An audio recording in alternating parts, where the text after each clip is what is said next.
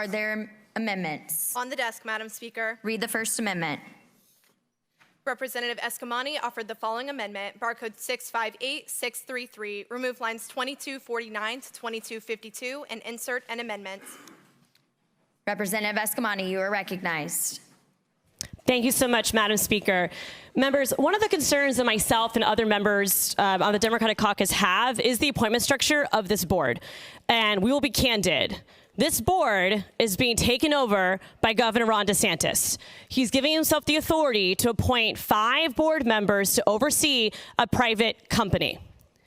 And I will admit with full grace that the current structure of the Reedy Creek board is problematic, because we have to ensure that local voices have a say, that our firefighter unions, for example, can actually lobby and have influence over the board versus the structure that is in place today.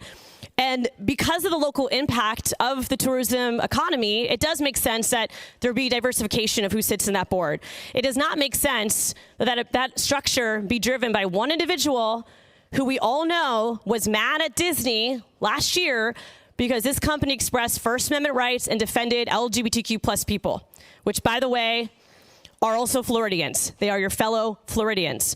And so what this amendment does is it changes the makeup of the board to ensure there are local elected officials that serve in a place of representation. So this allows for there to be also a component of voters having a say.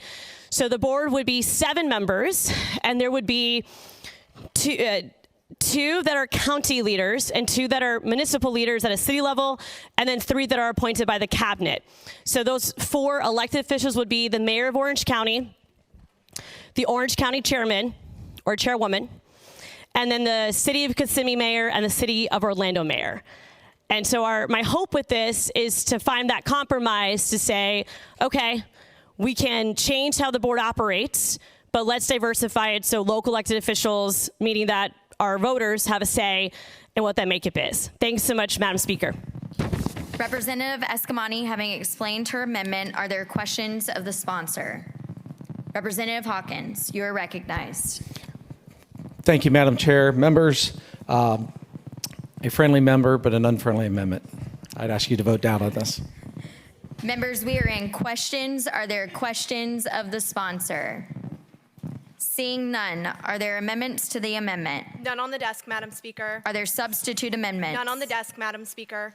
Members, is there debate on the amendment? Seeing no debate, Representative Eskamani, you are recognized to close. Thank you, Madam Speaker. I appreciate being friendly. Thank you, Representative Hawkins. I'm hopeful that the lack of debate means that there's unanimous support for this amendment. Sometimes silence can also be support.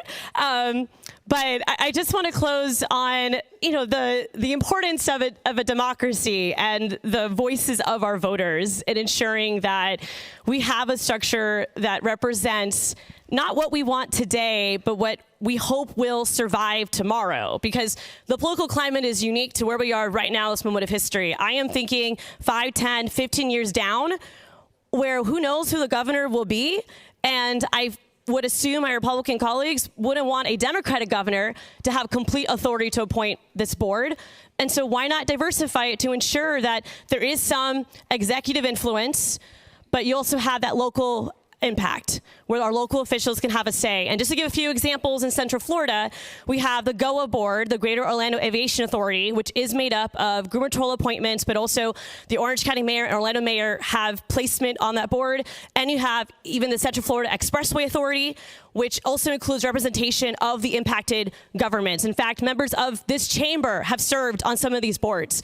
And so my intention is to ensure that Reedy Creek does not become a partisan grift, but that it focuses on the needs of our communities and it centers the voices of our electorate. With that, Madam Speaker, I encourage everyone to vote up on this amendment. Thank you. Representative Eskamani, having closed on her amendment, all those in favor say yay. Yay! All those opposed, no. No. Show the amendment failed.